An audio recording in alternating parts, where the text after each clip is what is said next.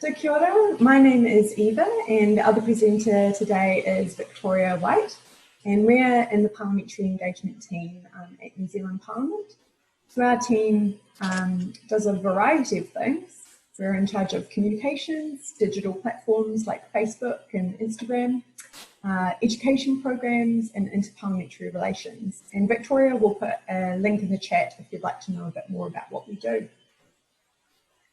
So for today's session, we're also joined by Alyson from the Table Office, and she is our expert on all things petitions, and she'll be answering any of your technical questions. Our parliamentary expert today is the Right Honourable Trevor Mallard, who is the Speaker of the House of Representatives. So he'll be answering your questions from the perspective of a Member of Parliament and as the Speaker. So let's give a big welcome and thanks to our expert. Kia ora tātou. Good morning. So just some house rules before we begin. So this slide shows what we'll be covering today. The way that we've structured this session is that we'll look a bit into the background of petitions, why New Zealand Parliament uses them. Then we'll go on to show you how you can sign or make your own petition and give you some tips and tricks for that. And then we'll move into a Q&A session at the end. So during the session, we will pause to answer questions when it's natural to do so. And if we use any words or terms that you don't understand, just ask us to clarify them. As Eva said, at the end of the session, we'll move into a Q&A section where you can ask all of your burning questions. So if you just type your questions into the chat bar, we can address them as they come in. And thank you to all of those people who submitted questions earlier. We'll be answering those along the way as well. We are currently updating our web resources on petitions, so our hope is that the questions you all ask today will help us shape what these resources look like. So thank you very much for joining us. Before we begin, let's hear from you all about what brought you here today. What are you hoping to learn? If you just want to put your thoughts in the chat bar now. And just to address the question about will we be providing handouts, all the links that we refer to today in this webinar, we will post the links. And after the webinar, all the information goes up on the website. So if you do miss a link, it will be there. Cool, so we've got a comment that what brought someone here today is an overview of how the petitions process works. You're in the right place, hopefully. Somebody else has said that they are actually an employee at Parliament and they are interested in learning more about the process of petitions and how they can help direct constituents during their work. Lots about just learning about petitions, some directing constituents, where to go to help in the future.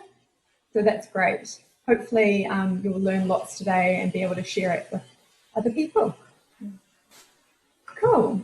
So we would just like to have a bit of a poll about, has anyone created a petition before? So I'm going to start a poll that will come up on your screen. So feel free to answer it and also put your comments about your experience in the chat bar. So that's quite interesting. So 89% said they haven't created a petition before. Hopefully after today you'll feel confident to make one. And our second question is, have you signed a petition before? So hopefully I can...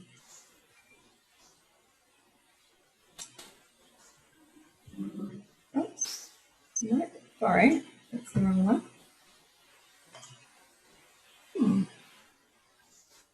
There we go. Launch polling. There we go. That's the right one. So have you signed a petition before? Which is different from creating your own. That's really interesting. Okay. So I'll share those results now.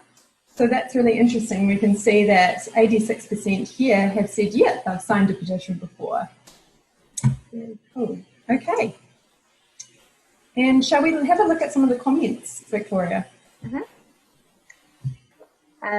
So somebody's actually planning a petition now. so she says that this webinar is really timely, which is great to hear. Awesome.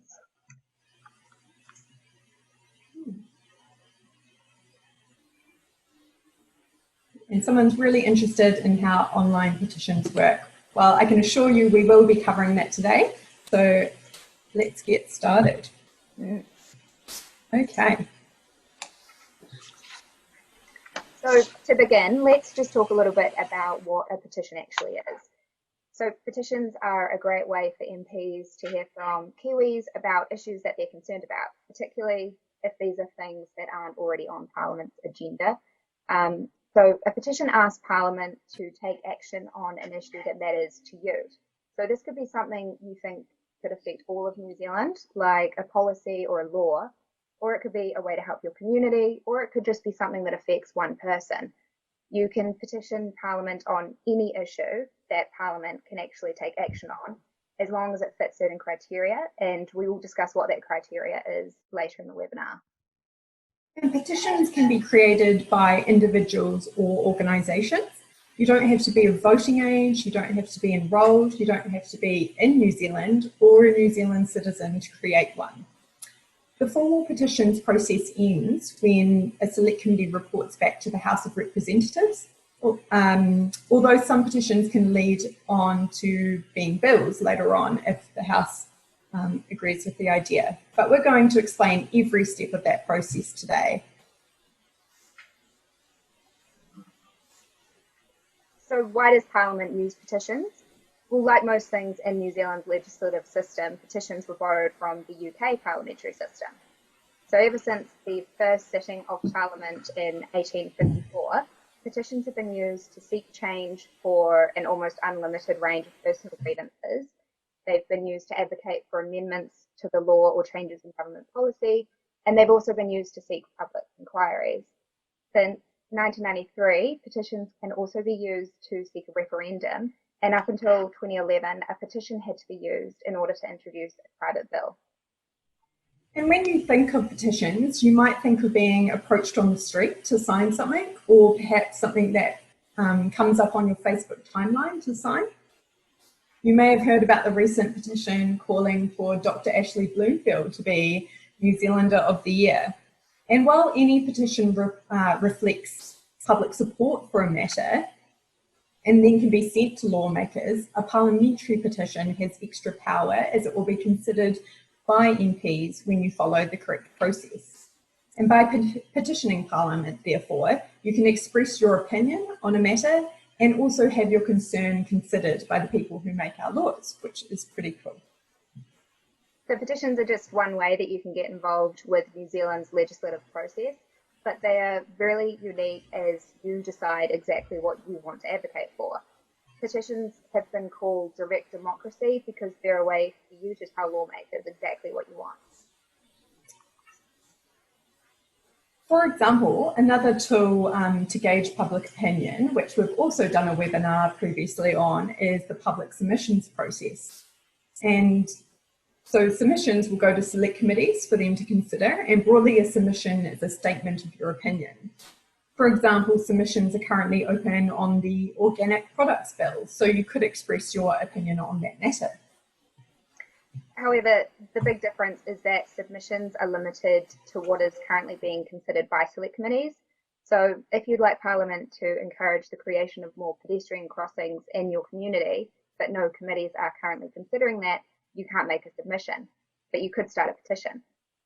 This seems like a pretty good place to stop and see if anybody has any questions. So if you do have a question, just pop it in the chat bar and we will ask one of our experts to answer it.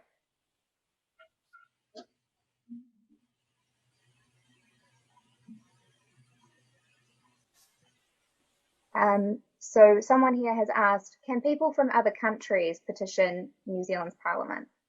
Alyson, would you like to answer that? Yes, absolutely. Yes, anyone can petition Parliament, so they can be from outside New Zealand. There's no limit on that. Are there any other questions at this point? Right. Oh. That's a question. There's one question here. Is there any channel for getting advice on whether a petition is an appropriate approach? Would either of our experts like to answer that one? Well, should I have a go first of all? The clerk's office is one place that people can ask, and we'll have a bit more advice on that later on. The other thing that you can do is to go to your local MP or an MP who lives locally and ask them whether they think it's a good approach for the particular issue that you've got. For lots of issues, they're good. For others, where Parliament doesn't have any responsibility, it's probably not the best approach. Somebody else has asked, would you take local issues like pedestrian crossings to Parliament or to local councils? I can answer that one if you like. If it is a local matter, we would usually advise you in the first instance to approach your local council and petition them, because I guess you could create a petition for Parliament to recommend to the council to do something, but I think in the first instance you're best to approach your local council, and I know the Wellington City Council has a petitions e-petition site, so yeah, petition your council in the first instance if it's related to that. We've got a question here. Are petitions sometimes used to just make a point?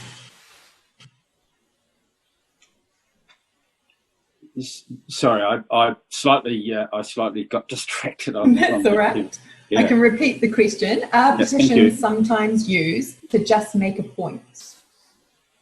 Yes, they are. I mean, generally the point is to draw people's attention to a particular issue. Maybe people aren't asking for law change or even resourcing change. That can be deliberately attention-seeking around issues without necessarily presenting a solution. I think that's been particularly the case since we've gone live with our e-petitions site. So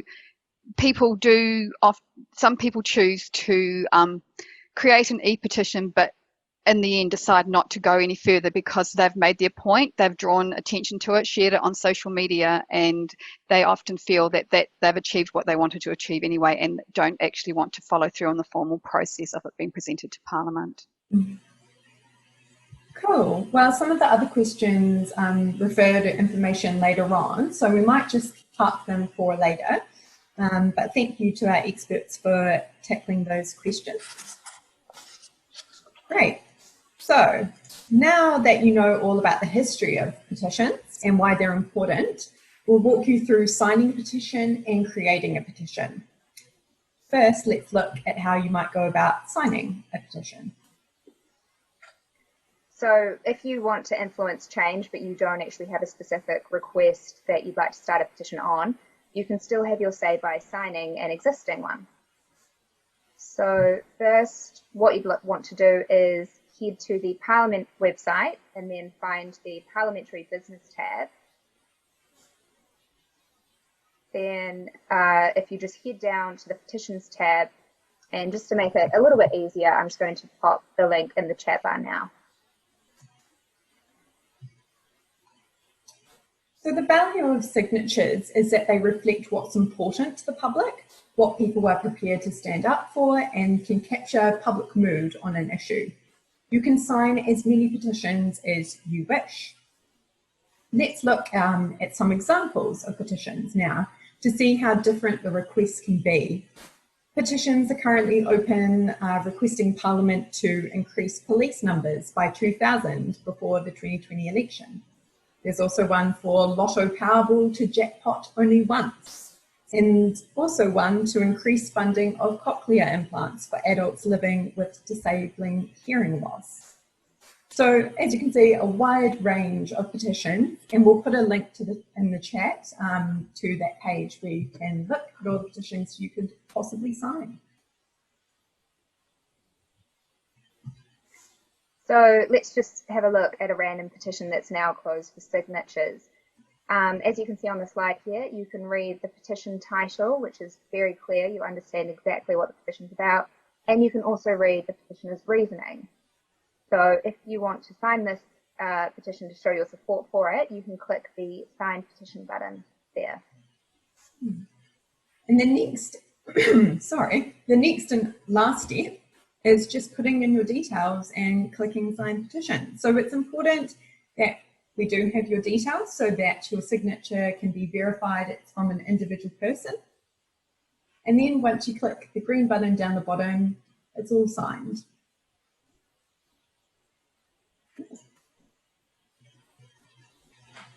So what about if you want to create or lodge your own petition?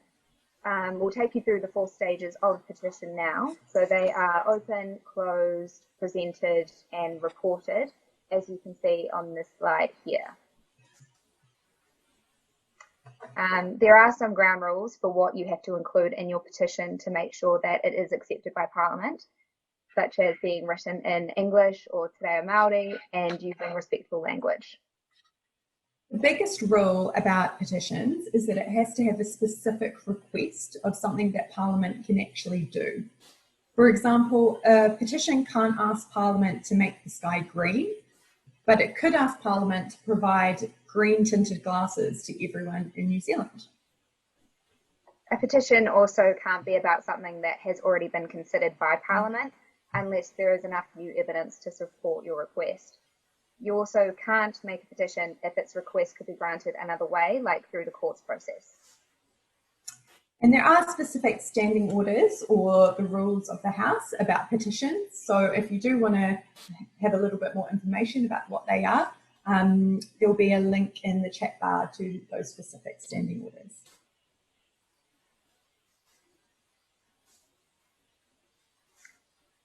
So creating a petition is very easy, so let's just get started. It's up to you whether you want to create an electronic petition or a paper one. So paper petitions are the traditional way of petitioning Parliament. If you would prefer to start one of these, this is an example on the slide here of how your cover sheet should look. So what you'd want to do is you'd want to fill out your name, address and signature.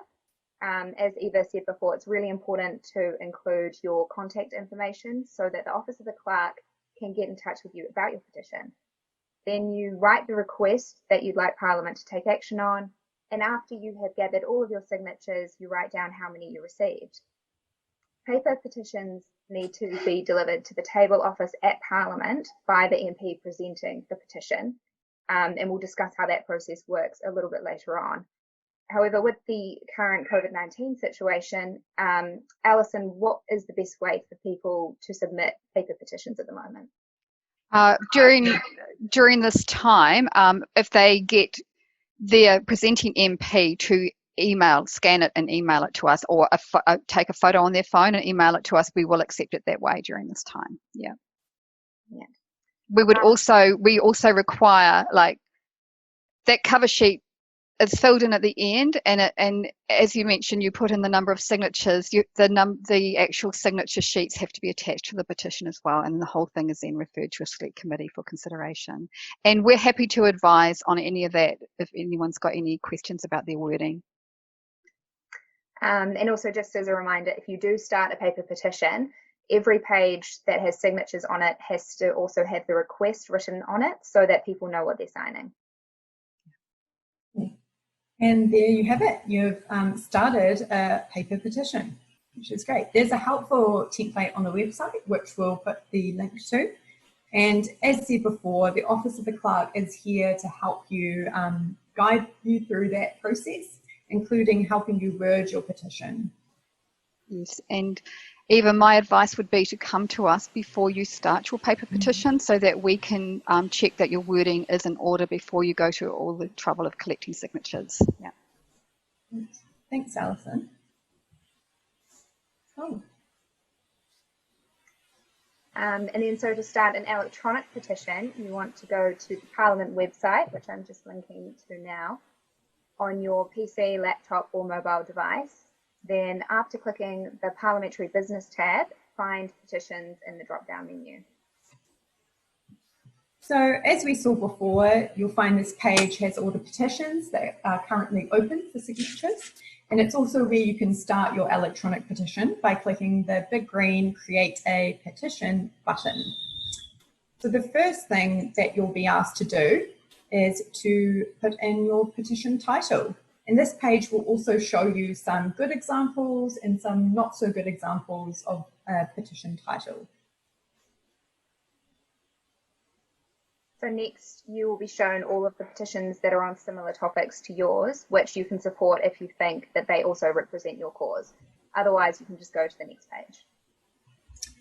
And this is an important step. In the first box, you need to write the request you'd like Parliament to take action on. And that second box about the reason for your petition is a chance for you to explain why you're making this petition. Just remember that your petition will be public, so whatever you write here, anyone on the Parliament website can see.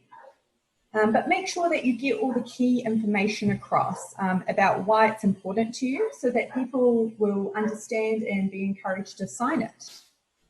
Lastly, you need to select the date that you'd like your petition to close, and there's no time limit for how long petitions can be open for.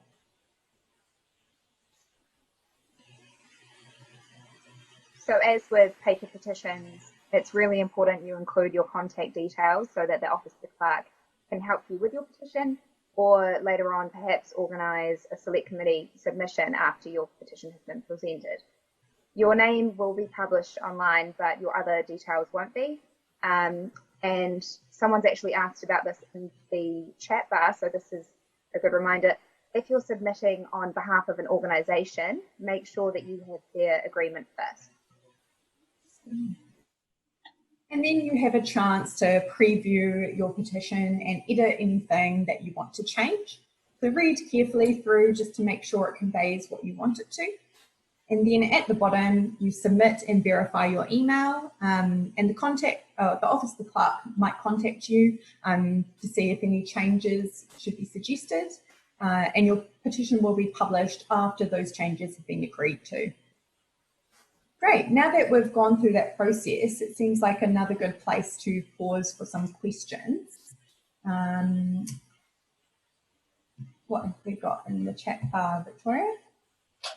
So somebody's asked if you could close a petition early. So if you select a date that's quite distant, so say maybe a year, but then you reach, they've said, a good number of signatures, are they able to close it early? Yes, they are.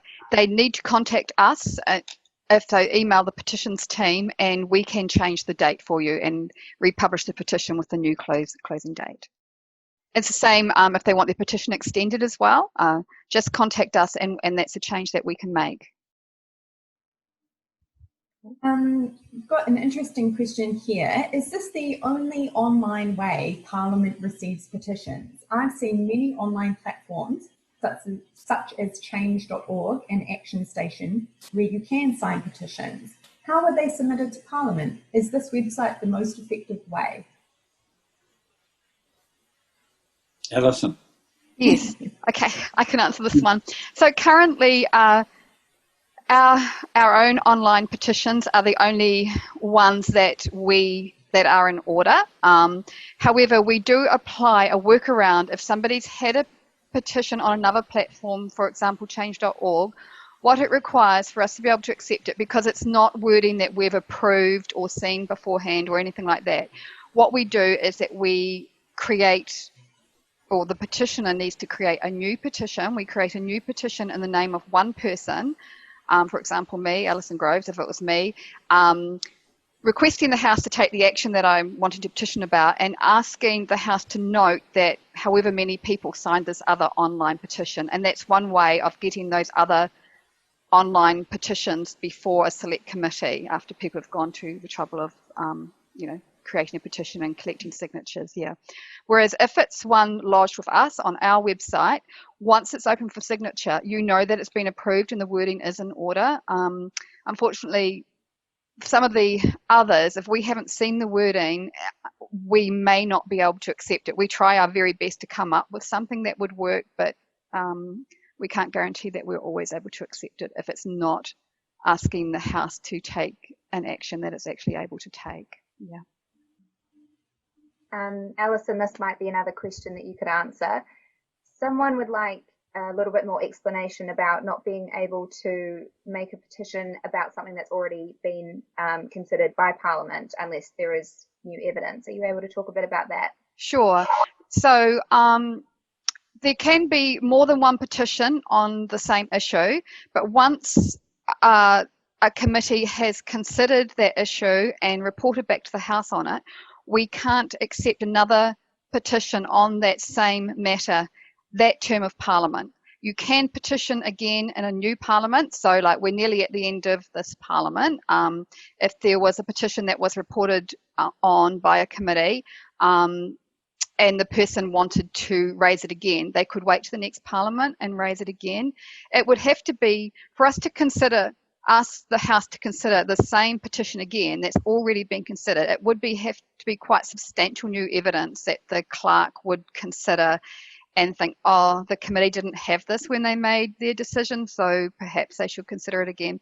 But I haven't known of that happening. Usually, if people did want to petition on the same matter, they would wait for the new Parliament and they can petition again on it. Mr. Speaker, maybe a question for you. Can government parties or MPs create petitions to government? Well, the short story is that anyone can create a petition. It would be pretty unusual for a government party to do it, but I presume that they could if they wanted to. But MPs are quite often involved in setting up and running petitions, often to get an issue, sometimes local, sometimes international, that they think is important before the Parliament. Over the years, MPs have been involved in anti-nuclear petitions, for example, way back in the days when that was an issue in New Zealand. There are a lot of questions coming in about signatures, so this might be a good time to move on to the next stage in the petitions process. So we'll come back to the other ones as well, so don't worry. Okay. So after you have submitted your petition is in the open stage, as it's open for signatures. So when you think of petitions, you probably imagine pages and pages of signatures, but your petition doesn't actually need pen. It's completely up to you whether you want to collect signatures or not. A petition with just the petitioner's signature will go through the exact same process as a petition that has 2,000. If you do want to collect signatures on your electronic petition, you can share it through social media once it's published to the website, or you can email it round to your friends and family. The petition will sit on the Parliament website, which means anyone who looks at it could add their support by signing it as well. So let's look at some examples of how your electronic petition would look like on the website. This is a great example of a petition title, as you understand exactly what the petitioner is wanting. They want Parliament to declare the day COVID-19 isolation ends as a public holiday. As you can see on the slide there, they've also explained why they think this is an important change, which could help encourage other people to get involved and sign their petition.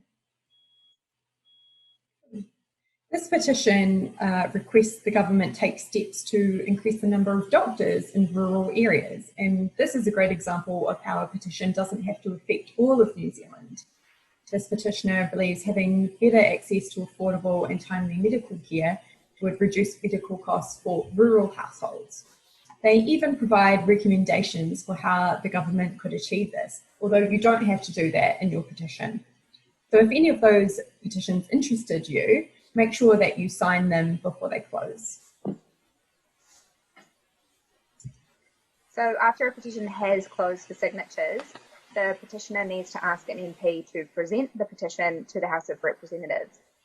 Don't feel intimidated about asking an MP to do this, as this is just part of their job as an elected representative.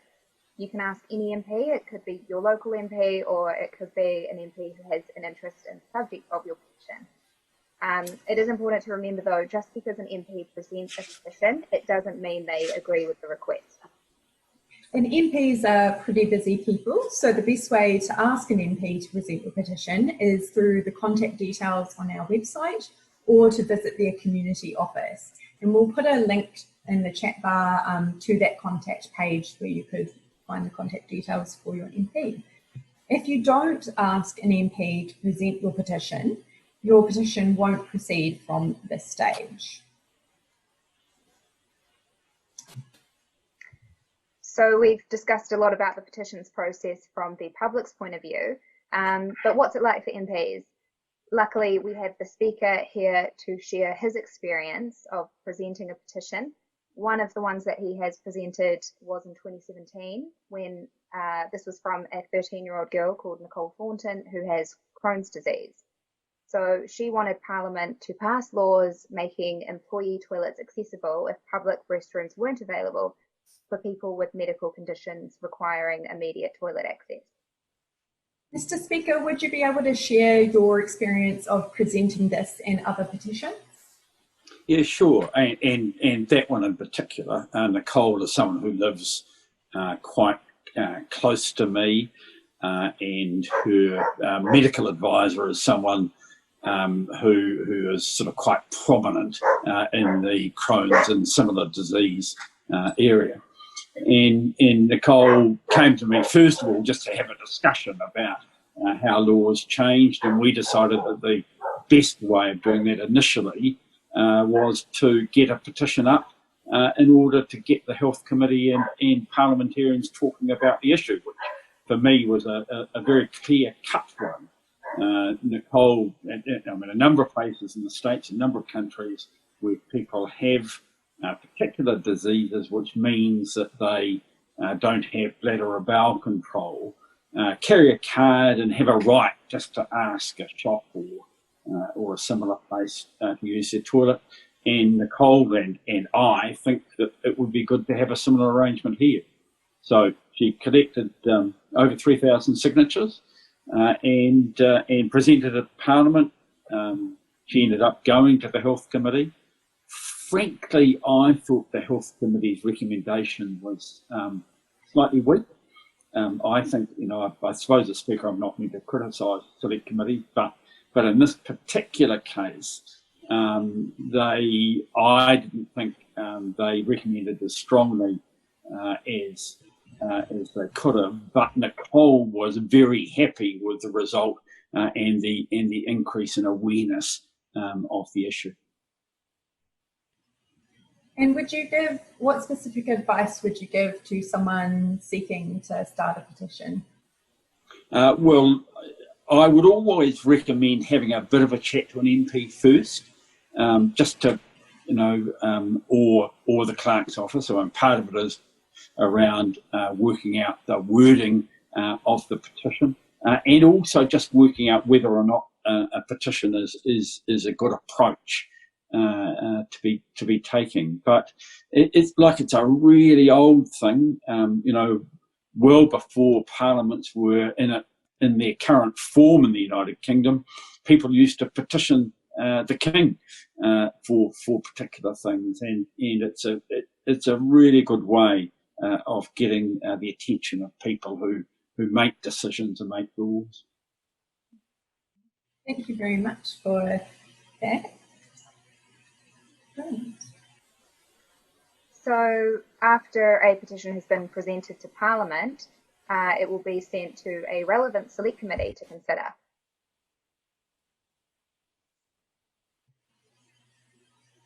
So Select Committees are small groups of MPs from different parties who work together to look at issues in detail. And as we've said before, we have done a webinar on Select Committees and submissions. So if you did want to know more about that, the information is on our website. There are a number of committees that look at different subject areas, and we've talked about the Health Committee before. And petitions are just one of many things that Select Committees look at. So what committee your petition will go to will depend on the content of your petition. The committee will consider your petition and they may invite the person or the organisation who made the petition to make a submission on it. So this will help the MPs on the committee understand why you believe this change is needed and how it could affect you and other New Zealanders. So the submission that you make to the committee will then help them, will help inform what they then report back to Parliament on. And we have a helpful resource that shows you step by step the process of public submissions, and we'll link to that in the chat bar as well.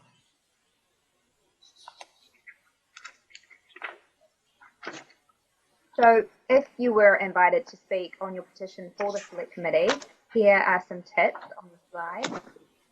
Select Committee hearings are usually public and live streamed, so you should be aware of that when you plan what you're going to say to the committee. You can bring additional written material, but make sure that if you do, you bring enough copies for all of the MPs on the committee. So there's usually around 13 MPs. When you do present to the committee, remember that they've already read your petition, so you don't need to read it again. It's more of a conversation, so just introduce yourself, outline your key points, and make sure you say plenty of time for questions at the end. And this is what a Select Committee room would look like if you went to talk to them in person. So you have the chairperson at the front, the government and opposition members to the sides, and you would sit in the witness chair. The room is usually open to the public who may sit at the back, and sometimes the media might also be in the room. Great, shall we pause for some more questions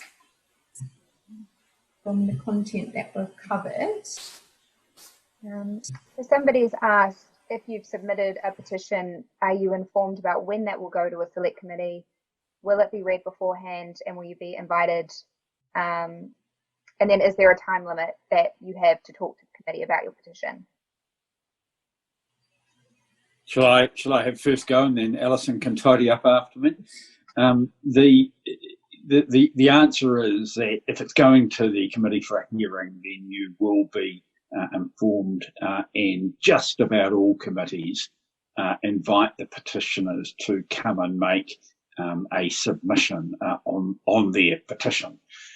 It's always good to get some written material, some extra written material to the committee before the meeting, so that the members can have a bit more detail than what's actually in your petition, and the amount of time that you have is something for the committee to decide, and you'll work with the clerk of the committee to find that out. But one bit of advice is that never take more than about 25% of your allocated time in your initial statement.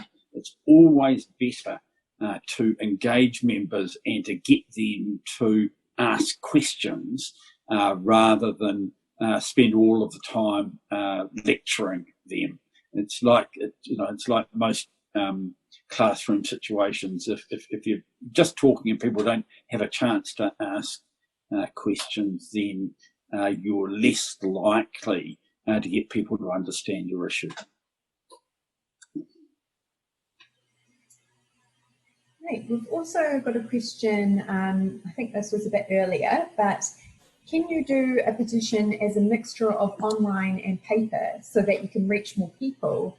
For example, those who find it easier to access online and those who might not have internet access. I can answer that one. Yes, you can. Many people do choose to do a parallel paper petition along with their electronic petition for exactly that reason. You can't assume internet access. So our advice is always to lodge your electronic petition, because we will moderate it, and then once that wording is agreed and in order, then create your paper petition using the same wording so that they're the same. And the advice we always give is then present them at the same time, so that when your electronic petition closes and you have an MP agree to present it, ask them to also present your paper petition at the same time, which means that the two petitions can go together to a Select Committee for consideration and be considered at the same time. Yeah. It's a good question. We've also got a question from earlier about presenting a petition. Can MPs deny to present a petition if they're asked to?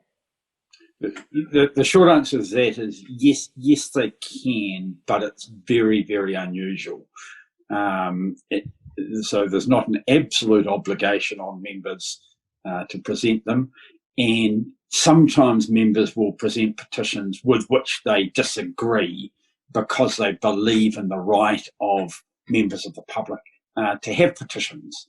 But members, no one can force a member to present a petition. Get another member. Get another member is the answer. Are select committee sessions held in Wellington only, or do select committees travel the country? Alyson? I'm going to give that one to you, Mr. Speaker. I'm usually, happy to do it. Yeah. Happy to do it. They travel around the country on occasions if there are some issues which are, especially if they're regionally specific issues, then we encourage the committee to go to that place to have their hearings. But more and more select committees are using processes like Skype and Facebook Live and Zoom to allow people to be heard remotely. And the really interesting part of this COVID period is that we've worked out that the members of the committee don't have to be in the same room either. So there are new and innovative ways of hearing petitions. Used to be everyone came to Wellington, but that's certainly not the case anymore. So we still have a little bit of material to cover, so we might just continue on with the presentation now, and we'll come back to those questions at the end. So this is the final stage of the petitions process. After the committee has considered your petition and heard your submission, it will then report back to Parliament for all MPs to see. You can find these reports on the Parliament website, and we'll just put a link to the chat bar now.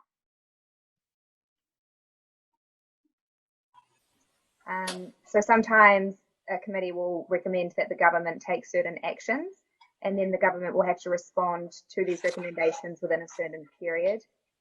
One thing to note is that while MPs will consider your petition, it doesn't mean they will agree with it or that they will follow any recommendations that you have given them. It's just up to them as a committee. So like petitions, the reports can be very different, and let's look at some examples now. This petitioner and nearly 300 others wanted Parliament to pass a new law to make supermarket shopping easier for people with autism or disabilities. His petition was considered by the Social Services Committee, by which time some supermarket chains had already implemented measures like the petitioner suggested. So the committee's report just highlighted this, but did not make any recommendations. So this report here is much more extensive, as you can see. The petitioner wanted Parliament to encourage the Ministry of Education to enlarge a proposed enrolment zone for Geraldine High School, which is a school in a rural area in the South Island. As you can see, in considering this petition, the Education and Workforce Committee consulted with the petitioner, with a representative from the school's Board of Trustees, with the chair of the local community board, and also the Ministry of Education. They took into consideration the status of other education facilities in this area, and they also examined the difference in enrolment between different local high schools. In the end, the petitioner's request was granted. The committee encouraged the Ministry of Education to work with the Geraldine community to solve the issue. The difference between these reports doesn't mean that one petition was better than the other or that the committees treated them any differently. The petitions process does take time, and thankfully sometimes requests are granted through other ways before the end of this process. Does anyone have any questions?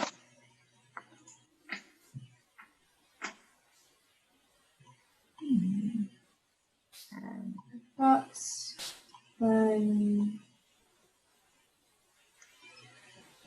will there only ever be one person invited to speak to the select committee? I'm assuming this is in relation to talking about the petition.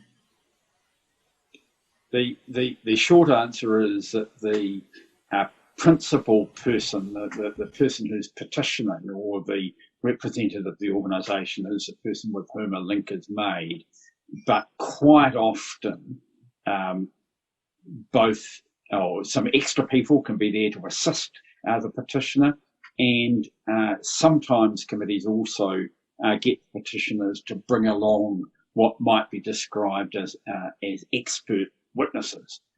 As an example, with the Crohn's disease petition I referred to earlier, there were 3 or 4 people who have a lot of expertise in the area were asked by the committee to give their views. So it's not just the one person, and certainly people can have people, sitting with them to hold their hands or to help boost their confidence appearing there. Although MPs are actually quite a lot friendlier than some people think. Somebody else has asked, what should you consider when signing petitions?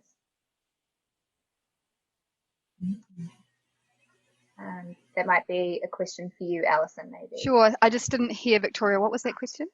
So that question was, what should you consider when you're signing a petition? When you're signing a petition, I guess you're indicating your support for that petition. So if it's a parliamentary petition, I mean, the signatures aren't visible to the public, so you sign to indicate your support of the petition. Yeah. So I just add another thing there. Sometimes people don't have to really absolutely support the wording of the petition, but they think it's a good issue for there to be a discussion about. And so, you don't have to think that the wording of the petition is perfect in order to sign it, to have it considered. This might be more talking about non-parliamentary petitions, but I think it's a good question to address. Do petitions need to stipulate that the information gathered can be used for other purposes, like emailing, phoning, marketing?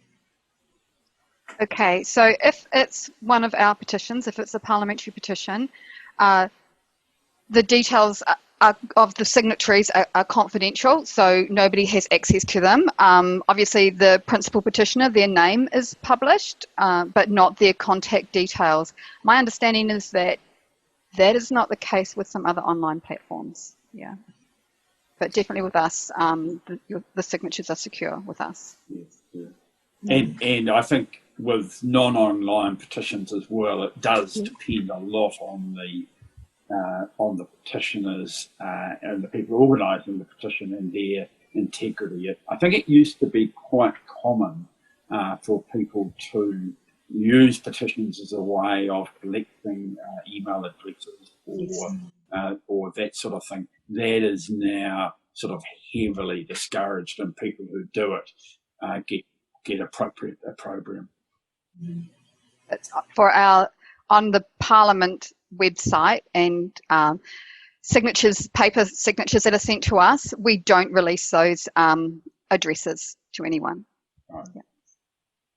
Cool. So why do petitions matter? We believe that democracy works best when a diverse range of voices are heard, and MPs do want to hear about how issues affect you. And being civically engaged means you can make a difference on issues that are impacting you.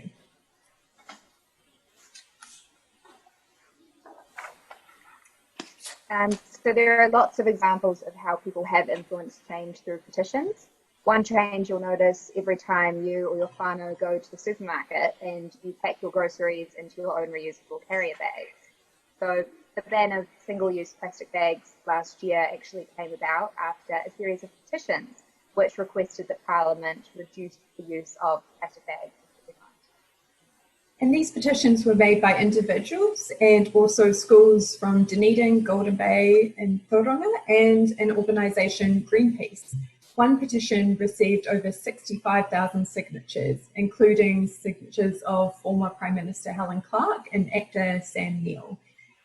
And as you can see, students travelled to Wellington to present their petition, and preschoolers made art on the petition that was hung in the Environment Select Committee room. So the Prime Minister herself acknowledged the impact of the students' voices, and the government acted on public opinion by banning single-use plastic bags from July 2019.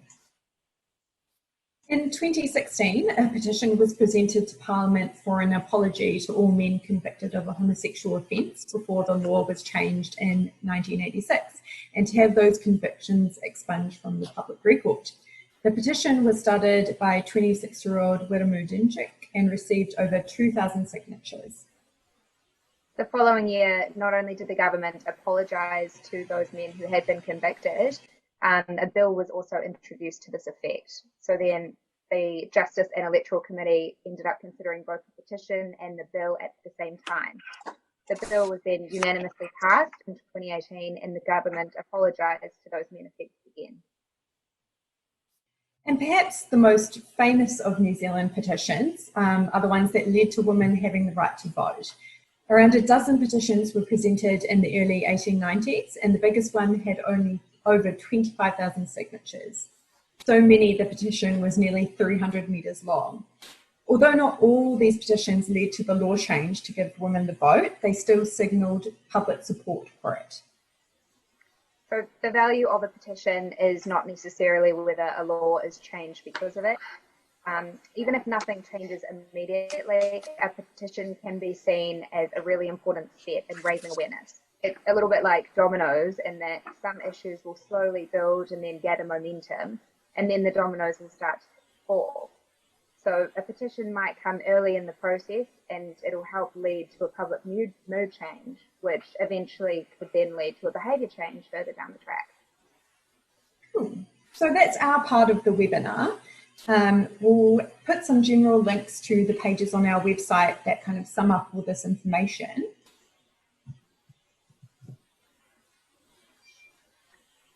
So now we're going to open the floor to questions. So as we said at the start, there have been a lot of petitions, a lot of questions which have come in through the chat bar. So we'll go through and answer some of those, and if you have any others, just pop them in the chat bar and we'll do our best to answer them, or we'll note them down and then answer them later. We've got an interesting question here. How can you find out what the existing legislation on a topic is? For example, if Parliament is already implementing legislation, it might be a waste of time asking them to do a thing they're already doing. So how do you find out if a law already exists or is in progress? That's a really good question, and because even as a member of Parliament, many of us are not experts on the detail of the law. What I tend to do in that circumstance, if someone comes to me and I'm not sure whether there's law on an issue, I just get a little bit of research done, often through the Parliamentary Library. So if you're not sure, maybe the best thing is to ask an MP, and if they don't know, ask them if they can find out. Other people, you know, lawyers and law students might be better at doing research, legislation online, and working through the detail. But most of us, 99.9% of us, don't have that expertise. Somebody else has asked, considering the election is coming up, is there an ideal time within the first term to present a petition? The short answer from my perspective, is that I think it's better to get them presented earlier in a parliament rather than later in a parliament. Generally, they're carried over from one parliament to another if they haven't been dealt with, but that's not always the case. And it's sometimes good to get when you've got a fresh new committee. They don't always have quite as much legislation to do early in a parliament, and that's a good time to deal with petitions. Yeah, I think that's good advice. Committees are really busy and it may be a while before they can deal with a petition. So, yeah.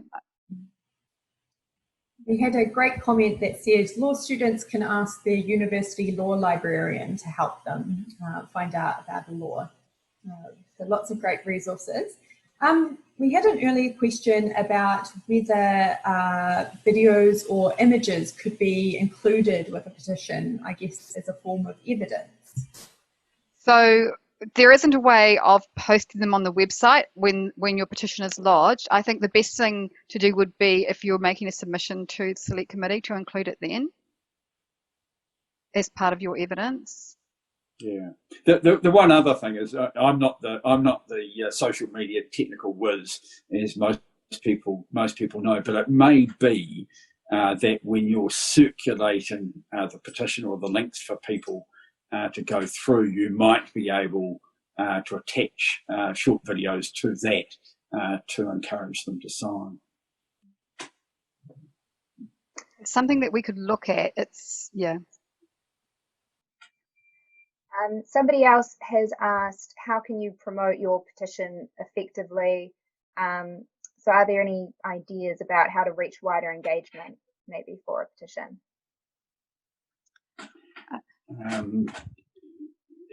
Some of the normal social media approaches are the right way of doing it. I think if you can encourage people to who have wide social media reach to sort of share or retweet your petition, then that is a good way of getting it out there. I've noticed, for example, that some people have worked pretty hard to encourage Helen Clark to be involved in their issue, and because she has hundreds of thousands of followers, it means that when she gives it a push, it gets there more widely. But the other thing to remember is, in the end, it's the issue that is important, and not necessarily the number of signatures. You can actually do a petition just with one signature. Yeah. And if you've got it right and you can convince the committee, the fact that you haven't got another 100,000 won't make any difference. That's right. Now, I'm aware of time. We do have a few more questions. Are both our experts available for a few more minutes? Yeah, I'm available. I'll promise to be quicker. That's all right. We have a question here. Are petitions kept as a historical record, for example, maybe published in the journals of the House? Yes, they are. They are published in the journals of the House, yes. And somebody else has asked, in reference to the petition we talked about earlier, about lowering the voting age to 16, someone's asked, do you need evidence to support your petition? You don't need evidence to have a petition put up there. You will probably need to have some evidence if you want to convince a select committee to be supportive. Yeah, and if I could just add something there, when people lodge a petition, if they make assertions, for example, in the petition or in their reason for petitioning, if they state something as a fact, then we will come back to you and say, can you send us some authentication to show that what you've stated is actually a fact? Otherwise, we might moderate it to be more clear that it's actually the petitioner's belief or view. It may not be an actual, view of everybody, but the petitioner, of course, is welcome to express their own view. We just wouldn't state it as a fact. We wouldn't host that on our website and without putting some moderation around that to be clear that it was the belief of the petitioner as opposed to being a verified fact. If it's verified, then that's absolutely fine. So be aware that in the moderation process, we'll come back to you just asking for some authentication of facts stated. And also, for example, I think you mentioned, Victoria, if you state that you represent an organisation, we'll just come back and check that that you are you're authorised to petition Parliament on behalf of that organisation, and that such an organisation actually exists. Yeah. A little bit of a process question here. Is it best to have the constituent in the first instance contact the petitions team and make sure that the format and wording is correct before starting their petition? Yes. So if it's an electronic petition, that's how the process works. They, as we saw throughout the presentation, they create their petition. It comes to us for checking. We moderate it. We will go back to the petitioner about any questions, and then the petitioner gets to approve it or come back to us with more suggestions. For the paper petitions, yes, come to us first and we can advise on them. Just a little tip for people, if it's a personal petition that affects you personally, you may rather do a paper petition than have your details of your personal issue published on the website for everyone. It's entirely up to the petitioner, but they might want to just think that, okay, this is going to be on the website. If they would rather do a paper petition so that it's not published on the website at that time, then please come to us and we can help you with that. Somebody else is curious about whether there is a limit to how many petitions you can create, either overall or at a certain time. So whether you can just run one petition at a time or if you could create several at the same time. You can create several at the same time. There's not a limit on that. I mean, the political advice would be to be a little bit careful about cheapening things. You know, you don't want to be running 20 petitions that are quite similar. You're better to get one that's going well. We've got a few questions, I guess, relating to young people. Someone has asked, can children sign a petition? And someone else has asked about the Nicole's petition, since she was 13 years at the time. Could you guide me to know who helped her to meet the expectations of the petition? Was it her parents, or did your office support her through the process? That person's interested on how our young citizens can get their voice heard. Well, the answer on the creating and signing is that there's no age limit on it, as is evidenced by Nicole. And I did quite a lot of work with her, getting the wording right, and making some suggestions as to where she could go to get signatures. Actually, she vastly exceeded the expectations. But especially with experienced members and their officers, they will have experience, and the officers are also quite good at linking in with the clerk's office, with the petitions team, in order to make sure that people are getting it right. This is a question that we were emailed before the webinar. Are there any risks or things that you should avoid when you are creating a petition? I'll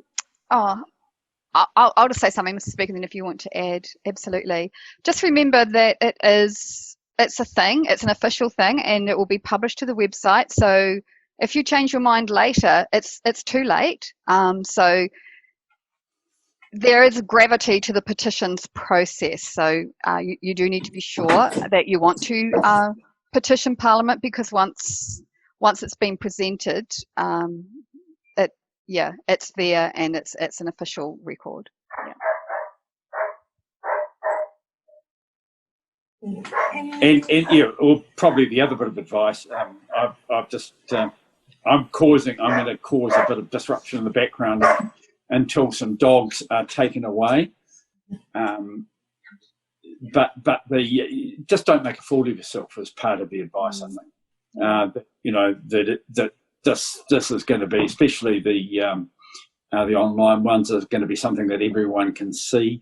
If petitions are absolutely ridiculous, then the clerk, generally after consultation with me, will rule them out. But think about whether you really want that associated with yourself in 10 years' time. Yeah, that's my strong advice. Just remember that, yeah, Do you still want to have your name against that in Google searches in 10 years' time? Yes.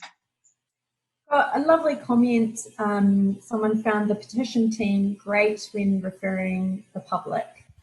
So for your team, Alyson? Yes, we like helping people. And I thought this is quite a good question because I don't know the answer. Are there word limits for different components of the petition? That's such a good question, and yes, there are. So for an e-petition, so a petition on our website, there is a character limit. So for the title, it's 80 characters. For the request, because the request is supposed to be a succinct request to the House asking it to take an action that it can take, so that the character limit there is 300 characters, and then for the reason, the character limit is 500 characters. So that's because, as I said, the petition is a specific request asking the House to take a defined action. If you have more information that you want included, then you can send that to the Select Committee as part of a submission afterwards. But yeah, there is that character limit. Great. Well, just looking at the time, I think we should probably wrap up now, but if people do still have questions, you can absolutely email petitions at Parliament or the Office of the Clerk to ask your questions. Yes, we do have a phone number as well, but my advice at this time, while we're working remotely much of the time, is to email us, petitions@parliament.govt.nz. Yeah. So we'd love for you to share what you've learnt today with your friends and family. And you can also download our virtual tour of Parliament in English or Te Reo, since public tours are still not reopen at the buildings. So we've also launched a new series of webinars, and we've already done a couple. So we've done one on select committees and one on how laws are made, which you can check out on our website. I'll just put the link to that in the chat bar now. And I think one on the budget process and one on elections is in the works. So if you're interested in those topics, keep a lookout on our Facebook page or on that website page. So thank you so much for taking the time for us today, and thank you so much to our expert speakers who took on all the questions. And get in touch with us if you'd like to know more.